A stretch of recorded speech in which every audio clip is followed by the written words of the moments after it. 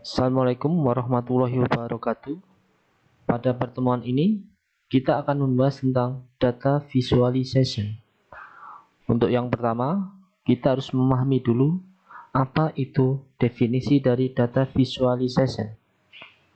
Data visualization adalah teknik untuk menyajikan data dalam bentuk grafik atau tabel. Jadi intinya adalah bagaimana Anda membuat grafik atau tabel sesuai dengan data atau jenis data yang Anda miliki. Sehingga dalam pembuatan grafik, hal yang paling penting harus Anda pahami adalah apa skala data dalam penelitian Anda. Seperti pertemuan sebelumnya sudah dijelaskan, ada 4 skala data dalam statistik. Apakah skala data Anda nominal ordinal, atau skala data Anda adalah interval atau rasio. Kita mulai untuk tipe data nominal dan ordinal. Yang pertama yaitu diagram lingkaran atau pie chart, yaitu suatu grafik yang digunakan untuk menyajikan data yang bersifat nominal atau ordinal. Yang kedua, ada diagram batang atau bar chart. Fungsinya sama, menyajikan data yang berskala nominal atau ordinal. Perbedaan antara pie chart dan bar chart adalah pada pie chart lebih difokuskan yang disajikan adalah persentase. Misalnya di sini menjelaskan tentang persentase jenis kelamin.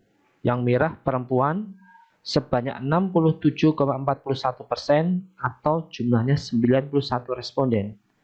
Yang laki-laki sebanyak 32,59% atau sebanyak 44 responden. Sedangkan kalau bar chart fungsinya sama, menyajikan data nominal atau ordinal, tapi yang disajikan adalah dalam bentuk jumlahnya saja.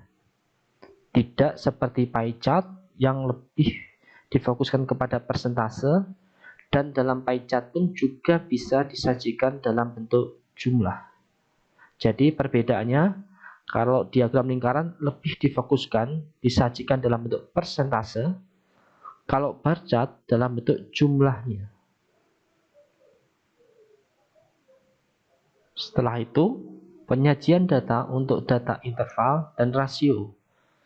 Yang pertama adalah histogram. Anda lihat, ini adalah bentuk dari histogram. Jadi histogram ini seperti gabungan dari beberapa bar chart, susunan dari beberapa bar chart, seperti ini. Yang perlu diperhatikan adalah misalnya ini adalah histogram dari IPK mahasiswa. Sumbu X menyajikan nilainya, sumbu Y adalah frekuensinya. Jadi dengan melihat histogram kita akan tahu bagaimana pola sebaran data dari IPK mahasiswa. Dan dalam histogram disajikan pula nilai min-nya, yaitu rata-rata sebesar 3,07 dengan standar deviasi 0,214. N yaitu jumlah sampel sebanyak 135. Jadi histogram ini juga bisa digunakan untuk melihat apakah pola sebaran data itu normal atau tidak. Apa yang dimaksud normal itu sebaran data memiliki pola, memiliki sebaran seperti garis ini, seperti lonceng atau bell shape. Yang kedua, yaitu penyajian data menggunakan box plot. Fungsinya sama, box plot itu dengan histogram, yaitu menyajikan data untuk tipe data interval dan rasio.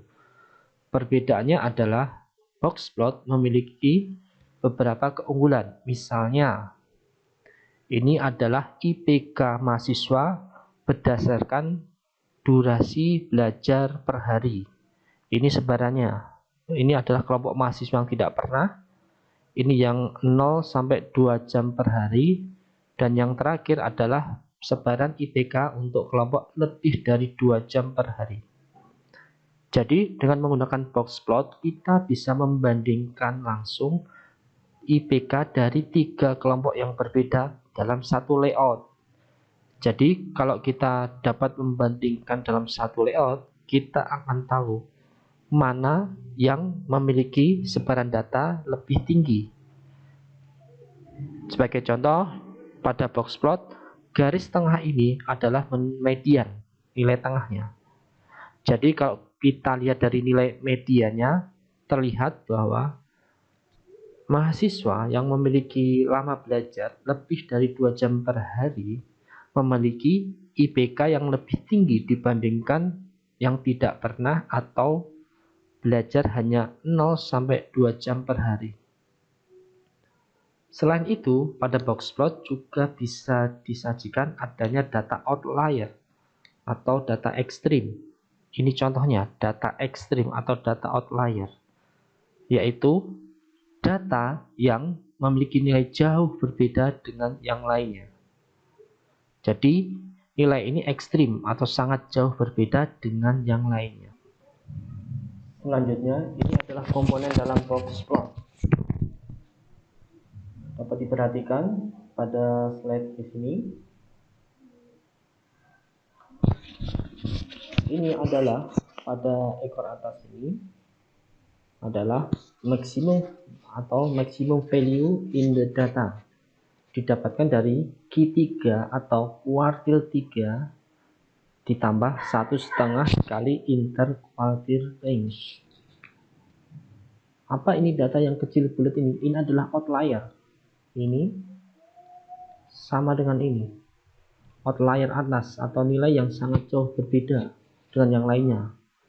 Dalam artian jauh berbeda, nilainya lebih besar atau sangat besar dengan yang lainnya. Yang kecil bawah ini adalah outlier ekstrim kecil, artinya nilainya itu sangat kecil dibandingkan dengan data-data yang lain. Ini adalah Q1 atau 25 persentil. Di sini median ini, dan ini adalah Q3 atau 75 persentil. Penjelasan tentang Q1, Q2, dan Q3 akan lebih dijelaskan nanti di materi ukuran penyebaran data. Selanjutnya yaitu scatter plot. Scatter plot memiliki fungsi untuk menunjukkan hubungan antara dua variabel. Sebagai contoh, yang pertama, grafik ini adalah menunjukkan hubungan antara lama belajar setiap minggu dengan rata-rata nilai siswa. Grafik yang kedua yaitu hubungan antara jumlah petugas dengan kecepatan pelayanan. Pada grafik yang pertama dinamakan hubungan yang positif. Artinya, jika nilai pada sumbu X semakin besar, maka nilai pada sumbu Y juga ikut semakin besar. Misalnya, pada gambar ini, apabila siswa memiliki lama belajar semakin lama, maka rata-rata nilai juga akan semakin tinggi atau besar.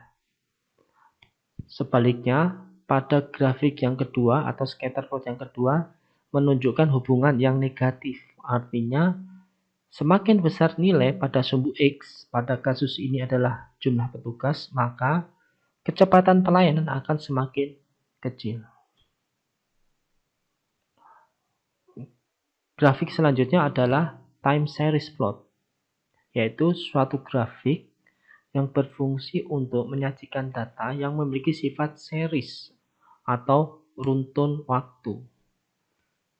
Untuk contoh yaitu grafik yang menunjukkan jumlah mahasiswa mulai tahun 2016 sampai 2020.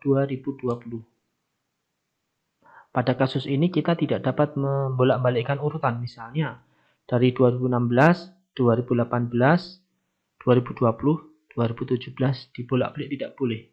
Tetapi harus urut mulai dari 2016 sampai 2020, yaitu sifatnya series atau runtun. Dengan time series plot kita akan tahu bagaimana pola jumlah mahasiswa dari mulai tahun 2016 sampai tahun 2020. Berdasarkan grafik ini kita akan tahu bahwa adanya tren yang semakin naik pada jumlah mahasiswa mulai tahun 2016 sampai tahun 2020. Selanjutnya kita masuk ke penyajian data menggunakan tabel. Yang pertama adalah tabel distribusi frekuensi. Di sini yang saya jelaskan adalah tabel distribusi frekuensi yang sederhana. Di sini ada laki-laki, perempuan. Frekuensi menunjukkan jumlahnya, yaitu di sini laki-laki 44. Artinya dalam suatu penelitian terdapat 44 responden laki-laki. Ini adalah persentasenya, yaitu 44 itu berapa persen dari totalnya, 135. Terus ada kumulatifnya, yaitu misalnya laki-laki 44. Persentasenya adalah 32,6. Selanjutnya yang perempuan 91 responden. Persentasenya adalah 67,4. 100 ini dari mana? 32 ditambah 67,4 sehingga kumulatifnya adalah 100%. Yang kedua adalah tabel tabulasi silang atau istilahnya cross-tab. Cross-tab atau tabulasi silang adalah suatu tabel yang menggabungkan informasi dari dua variabel. Pada kasus ini adalah informasi dari jenis kelamin digabung dengan durasi belajar setiap hari. Misalnya, pada tabel ini adalah nilai 14. Artinya apa? Responden laki-laki yang tidak pernah belajar dalam penelitian ini sebanyak 14 responden. Atau ini 30. Apa artinya? Yaitu responden perempuan yang durasi belajarnya itu setiap hari 0 sampai 2 jam sebanyak 30 orang atau 30 responden. 135 ini apa? 135 ini adalah total seluruh responden dalam penelitian. Terima kasih. Inilah yang dapat saya sampaikan untuk materi visualisasi data. Assalamualaikum warahmatullahi wabarakatuh.